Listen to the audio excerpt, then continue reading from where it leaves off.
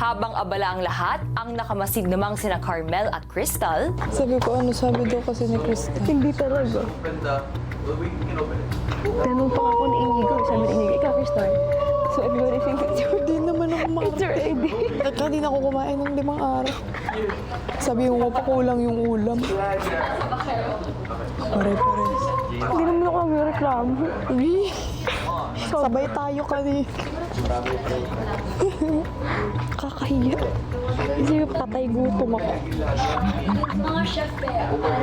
Kaya na pumili, okay na ako. Ako din ako mag-iinarte. Nura kong move na ako kanina. Papayan ko pa sarili ko ngayon. Natatawa man si Carmel, pansin na iniisip pa rin ang naging usapan ng housemates tungkol sa pagkain. Ayoko na, naiyan ako kumain. Bakit? Di ba kanina kasi nag-raise tayo ng mga concern. Sabi, raise concern, kulang daw sa ulo. Oh. Kasi kahit ako, kuya, nakikita ko po siyang kulang talaga, kuya. Pero hindi naman po ako nagko-complain. It's just nakikita ko lang po talaga. Kayo, based sa observation nyo, may mas madami ba nakakakuha ng ulam? Kunyari, sa manok, mas malaki, ganyan, mas madaming... Hindi ko kasi masabi, minsan may ito lang talaga. Hindi ko masyadong nakita din eh. Kasi hindi din naman Mahirap din talaga kasi siyang, yan eh. For me, parang okay lang din naman po yung serving po nila sa akin. Hindi po ako nakakakuha ng alam kong busog na busog po talaga ako, kuya. Si Carmel, sunod na kinausap ang mga nagluluto.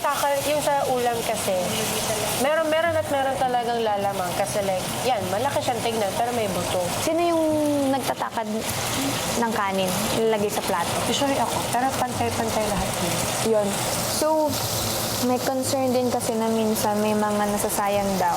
Sa mga nagluluto po, kuya. Sana po nagtatanong sila kasi talagang nakatakad na po talaga yung kanin, kuya. Kasi ako, kuya, aminado din po talaga ako, kuya, na minsan hindi ko po nauubos yung kanin, kuya. Pero one time lang naman yung, kasi sobrang busog po ako, napadami po ata ng takad si Sofia po. Hindi ko na din naman po talaga kaya, kuya.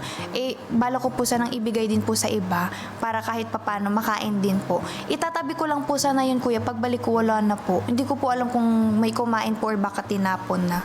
Kaya parang yun, nasayang po ata yun. So, before magtakad ng kanin, i-ask muna if full rice or half rice. Or pwede naman na sila, para yung kaya nila.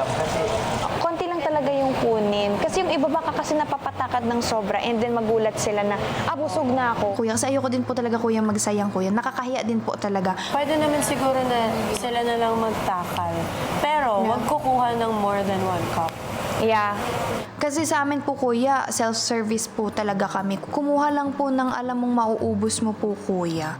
Sa oras ng kanilang pagkain, si Carmel inalok sa mga kasama ang kanyang ulam. Sino pa gusto ng ulam? Sino pa yung kulang? You want pa? Kasi ako busog ako. How selfless of me. You want pa, He? This one? May kanin ka pa. Here, oh. Kasi kumain ka pa ng kanin. Para mabusog ka.